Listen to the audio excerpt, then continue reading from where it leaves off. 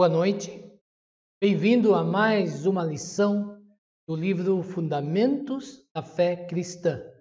E hoje nós vamos ver a lição 12. Mas antes de começar, quero te convidar que oremos juntos. Senhor Jesus, neste momento, Senhor, nos unimos a Ti para compreender, Senhor, Tuas palavras, o Teu desejo do Teu coração e possamos conhecê-lo, Senhor. Conhecê-lo um pouco mais. Te damos graças, Senhor, por tudo que o Senhor tem dado a nós. Ainda nos abençoa, Pai, neste estudo. Louvado seja o Senhor.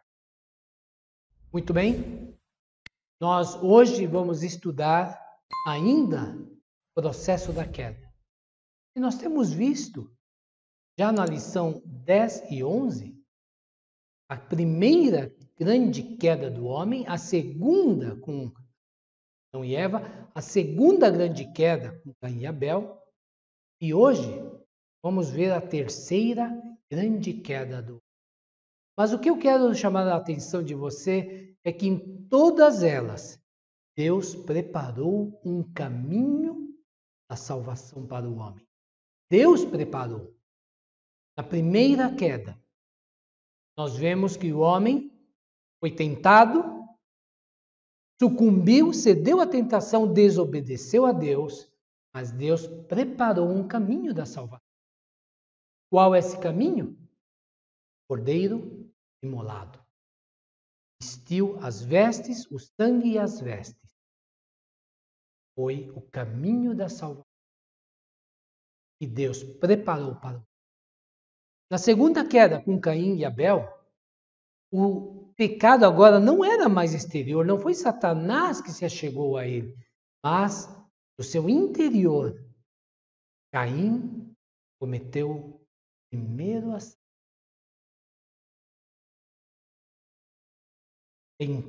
Pela tentação, ele cedeu novamente, caiu, pecado grosseiro. Deus já lhe havia advertido que se ele procedesse bem, ele seria aceito. Mas ele não conseguiu. Fez a sua vontade, desobedeceu a Deus, mas Deus preparou um caminho da salvação do homem. O invocar o nome do Senhor. Está lá no final, o capítulo 4 de Gênesis, o último versículo. Você pode ver. E daí começou a invocar o nome do Senhor. Sete teve o filho, depois o nome de Enos, tornou e percebeu quão fraco, frágil e mortal nós somos. E daí se começou a invocar o nome do Senhor. Está no versículo 26, Gênesis 4. Vê comigo, juntos. A Sete nasceu-lhe também um filho, a qual pôs o nome de Enos, e daí se começou a invocar o nome do Senhor. E é nesse pano de fundo que nós vemos a terceira grande queda. Porque aí há uma linha divisória, um divisor de águas. Agora, você tinha uma linha das pessoas que invocavam o nome do Senhor e viviam para agradar a Deus, conforme Deus, e vemos outra linha, a linha de Caim. Um viver sem Deus, que faz a sua vontade, que faz de acordo com os seus pensamentos e vive alheio a Deus e sem Deus, esse caminho. Sem Deus e o caminho com Deus é um divisor de águas. O invocar o nome do Senhor é, sem dúvida, um divisor de águas. E quando nós entramos no capítulo 6 de Gênesis, nós vamos ver a corrupção do gênero humano. Gênesis capítulo 6, versículo 1, diz assim: como se foram multiplicando os homens na terra, e lhes nasceram filhas, versículo 2, vendo os filhos de Deus e as filhas dos homens eram formosas, tomaram para si mulheres, as que entre todas mais lhe agradaram. Versículo 3, presta atenção. Então disse o Senhor, o meu espírito não agirá para sempre, homem, pois este é carnal, seus dias serão 120 anos. E aqui nós vemos algo muito importante. O Espírito de Deus não agiria no homem, porque agora havia um problema enorme. Os seres angelicais, os anjos caídos, possuíram as filhas dos homens. Houve a corrupção do gênero humano, a mistura do homem com seres angelicais. E isto produziu, e a maldade se aumentou, e o próprio homem se tornaria carnal. Agora o homem carnal, o Espírito de Deus não podia agir no homem. Veja, todos os homens importantes de renome na antiguidade que nós vemos até aqui, sempre o Espírito agiu neles. Não era só por eles desejarem o Senhor, mas o Espírito de Deus agia. Esse versículo do Gênesis capítulo 6, versículo 3, fala sobre agir, sobre proteger, sobre atuar. Então havia algo que Deus mesmo assistia ao homem. Mas agora, depois que o homem se tornou carnal, o homem, a raça humana, havia sido poluída. Poluída ao ponto que Deus não podia, o seu Espírito, agir sobre ele. Olha o que diz o versículo 4, Gênesis capítulo 6. Ora, naquele tempo, havia gigantes na terra. Esses gigantes são os nefelins. Os nefelins significa os caídos. Eram gigantes, porque haviam coabitado com as mulheres, anjos, gerado nefilim. Então, naquele tempo havia gigantes na terra. E também depois, quando os filhos de Deus possuíram as filhas dos homens, às quais lhe deram filhos. Estes foram valentes, varões de renome, na antiguidade. Versículo 5. Viu o Senhor que a maldade do homem se havia multiplicado na terra e que era continuamente mal. Veja, continuamente mal todo o desígnio do seu coração. Versículo 6, então, se arrependeu o Senhor de ter feito o homem na terra. E isso lhe pesou no coração, e aí nós vemos o sentimento do próprio Deus, procurando um caminho para salvar o homem. E você vai ver que sempre Deus está preparando um caminho para a salvação. E aqui, o homem poluído, extremamente caído, carnal. Então, no versículo 7, o Senhor diz, então, se arrependeu. E no versículo 7 disse o Senhor, farei desaparecer da face da terra o homem que criei. O homem, o animal, répteis e as aves dos céus, porque me arrependo de haver feito. Versículo 7 nós vemos que tudo Deus criou para o homem. O animal, répteis, tudo havia sido feito para o homem. Agora o homem tornara carnal. Há uma grande diferença ser pecador e ser carnal. Deixa eu te lembrar de Romanos capítulo 7, do versículo 18 ao 20, fala dessa luta com o homem. Vale a pena nós vermos. Quero convidar, abre a sua Bíblia, acompanhe junto conosco, Romanos capítulo 7. Vamos ver algo lá muito importante. No capítulo 7 de Romanos, no versículo 18 até o 20, mostra essa luta. Ele diz assim: porque eu sei que em mim, isto é, na minha carne, não habita bem nenhum. Pois o querer o bem está em mim, não porém o efetuá-lo. Versículo 19 diz: porque não faço o bem que prefiro, mas o mal que não quero, esse faço. E no versículo 20, ora, mas se eu faço o que eu não quero, já não sou eu quem o faz, pecado que habita. Aqui nós vemos que o homem pecador ainda se volta a Deus, se arrepende, deseja se arrepender, procura a Deus, busca a Deus. Mas o homem carnal não é assim. O homem carnal, ele peca deliberadamente. O homem carnal, ele não tem arrependimento. Peca deliberadamente, sem arrependimento, e se torna maligno e corrupto, como diz lá no versículo. O homem se tornou maligno e corrupto, lá em Gênesis, no capítulo 6. E aqui então nós vemos o processo da queda do homem.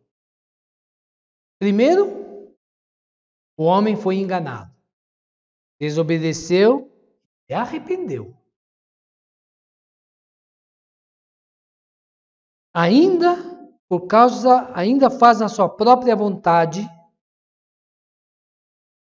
E aqui nós vemos que esse processo faz uma civilização sem Deus, e aqui é o divisor de águas.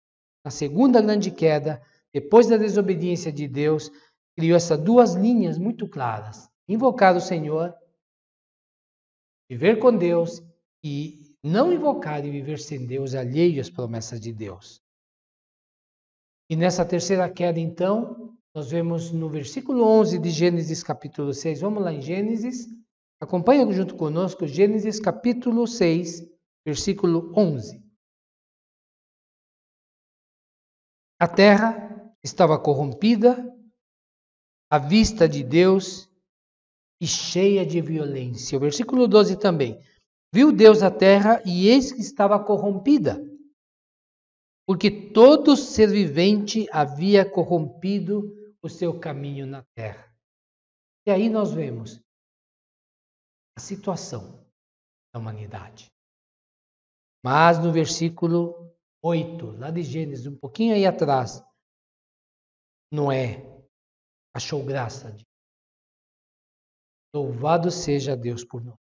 Noé achou graça diante de Deus, e eis no versículo 9 a história de Noé. A história de Noé é assim: Noé era um homem justo, íntegro, entre todos os seus contemporâneos. Seus contemporâneos quer dizer que habitavam, que eram do seu tempo. Não é diferente hoje. Nós temos que ser justos, invocando o Senhor. Você vai perceber, Deus também preparou o caminho no final dos tempos. Mas aqui, Deus buscou Noé, achou Noé, um homem justo e íntegro, e com ele fez uma aliança. Veja lá no versículo 13 de Gênesis capítulo 6. E mesmo um pouquinho mais para frente você vê. Então, disse Deus a Noé, um homem justo e íntegro: resolvi dar cabo de toda a carne, porque a terra está cheia de violência dos homens, eis que os farei perecer juntamente com a terra. A partir do versículo 14, o Senhor começa a instruir a Noé a fazer a arca. A arca de Noé, porque haveria consequências dessa queda terrível. E do versículo 14 até o versículo 19, 20, ele dá todas as instruções da arca de Noé. Um lugar onde havia Deus preparado a salvação do homem que havia caído em corrupção extrema. Onde o Espírito de Deus não poderia mais agir. Onde a natureza havia se tornado poluída e corrupta. E depois de fazer a arca, de instruir a Noé de fazer a arca, então aconteceu as consequências da queda. E quais são as consequências da queda? Duas grandes consequências teve a terceira grande queda do homem. Primeiro, o Espírito de Deus se retirou, não agiria. Quer dizer, Deus abandonou o homem à sua situação. Deus o abandonou. Veja, e por fim, a consequência extrema. Trouxe juízo e destruição do homem. Veja lá, vamos abrir capítulo 7, versículo 1. 7 Gênesis 1 disse o Senhor a Noé: entra na arca, tu e toda a tua casa, porque reconheço que tens sido justo diante de mim no meio desta geração. Versículo 2: de todo animal limpo levarás contigo 7 pares, macho e fêmea. No versículo 3 fala das aves. No versículo 4 fala que daqui a 7 dias farei chover sobre a terra. Abre lá para nós. Porque daqui a 7 dias farei chover sobre a terra. Durante 40 dias, 40 noites, e da superfície da terra exterminarei todos os seres. Esta é a consequência. Segunda grande consequência. Destruição e a exterminação de todos os seres, porque o homem havia tornado carnal. No versículo 10, abre lá no versículo 10 do capítulo 7 de Gênesis. E aconteceu que depois de 7 dias vieram sobre a terra as águas de dilúvio. Quer dizer, aconteceu. Veio o juízo. Veio a destruição. Versículo 11. No ano 600 da vida de Noé, aos 17 dias do segundo mês, nesse dia romperam-se todas as fontes do grande abismo, as comportas dos céus se abriram, e houve copiosa chuva sobre a terra durante 40 dias e 40 noites, conforme Deus havia anunciado. E havia sido preparada a arca onde Noé, a sua esposa, os filhos de Noé, as esposas dos filhos de Noé, a família de Noé estava assim. Deus preparou o caminho da salvação para o homem. Deus sempre prepara um caminho para a salvação.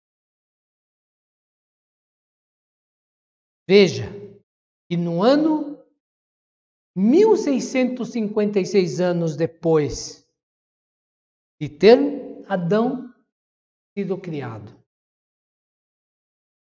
havia e houve o dilúvio. E Noé, a palavra, o significado de Noé, você sabe qual é? O significado é consolo. Noé é um consolo.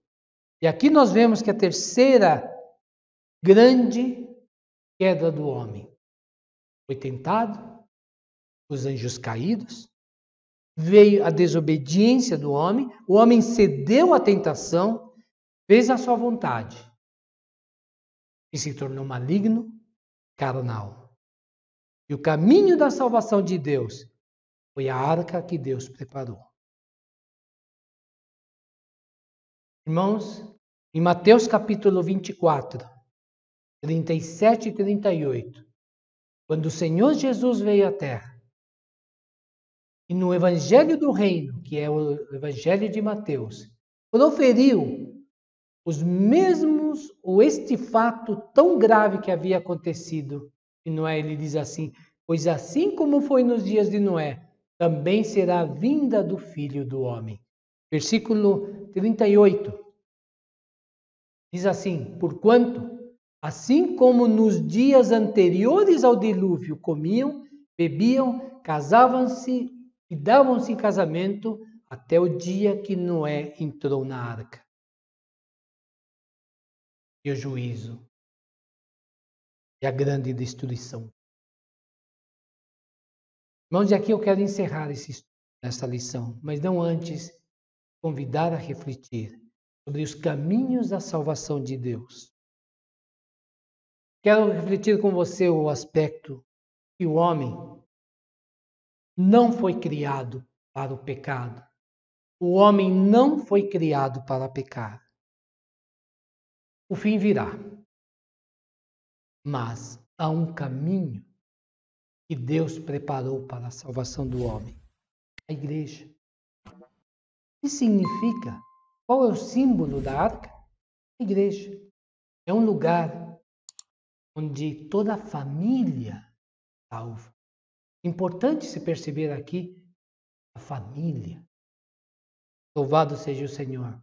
Nós somos da família de Deus. Deus preparou o invocar. E nós, clamando, invocando ao Senhor, podemos viver nestes dias com os nossos contemporâneos de uma forma diferente. Totalmente diferente. Podemos viver para a satisfação de Deus, para aquilo que nós fomos criados, para Deus. E quero te convidar a refletir que há hoje caminho preparado para a salvação, feito por Deus. E nós te convidamos a seguir e a desfrutar. Gostaria de lembrar a vocês de se inscrever no canal e ativar o sino. Lembrando que após a mensagem, nós estaremos juntos no Zoom. O link está na descrição do vídeo. Aí com você. Você pode acessar com a câmera do celular. Escaneie nosso código aí na sua tela e com um clique ir direto para o nosso site. No site você pode se inscrever no canal do YouTube com um clique. Pode deixar seu pedido de oração e também fazer as suas ofertas. Ou clique no link na descrição.